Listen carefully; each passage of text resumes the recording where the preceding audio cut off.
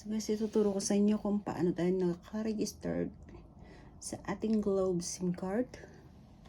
And type lang natin yung example, wala pa tayo niyan. So, i-type lang natin yung globe.com.ph and how to register.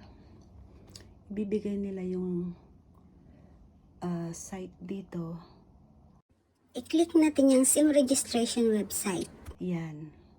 Makita natin yung access the SIM registration website. So, i-click lang natin yan. Click. Yan. Lumabas na yung registered your SIM card now. Ilagay mo dito. Enter natin yung number natin dito. Guys, yung number mo. Lagay mo dyan. Kasi tapos na ako kasi. Yung number mo ilagay mo dyan.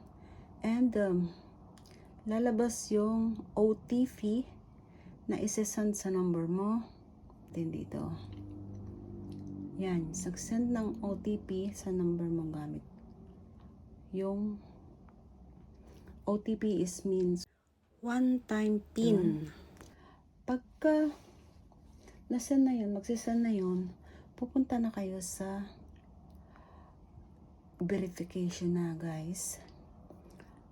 Fill upan nyo dyan yung pangalan nyo. Yan. Enter the mobile number. Tapos yung OTP is isesend sa number mo.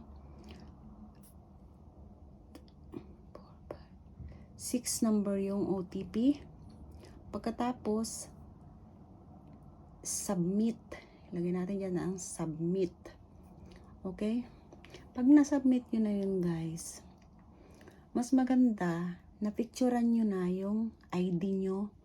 Isang ID, UMID ID, SSID, basta government ID.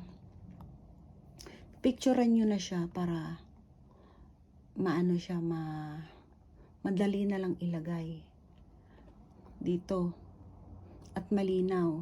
And then i-crop nyo yung ID picture na sinlaki ng ID kasi 2 MB lang ang pwede mong ilagay dyan. Ayan guys, yung form is verify your identity. So yan yung sinasabi ko guys, i-upload nyo lang dyan yung, halimbawa ito yung kailangan, di ba? Ito yung kailangan na ID type, pwedeng SS, passport, PhilHealth ID, UMID ID, license, pwede dyan.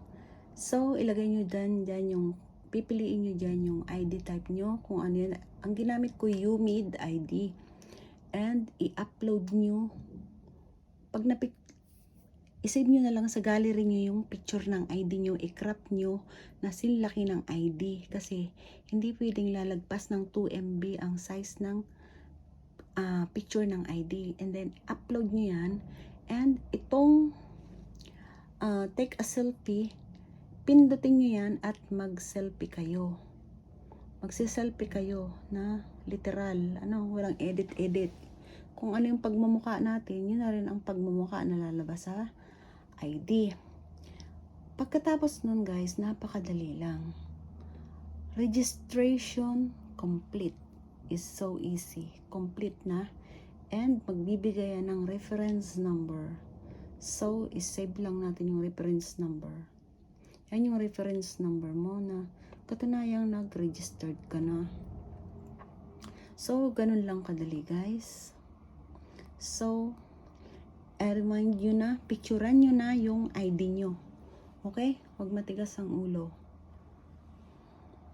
After nating masend yung ID, so ito na yung makikita natin, registration complete na tayo. Yeah.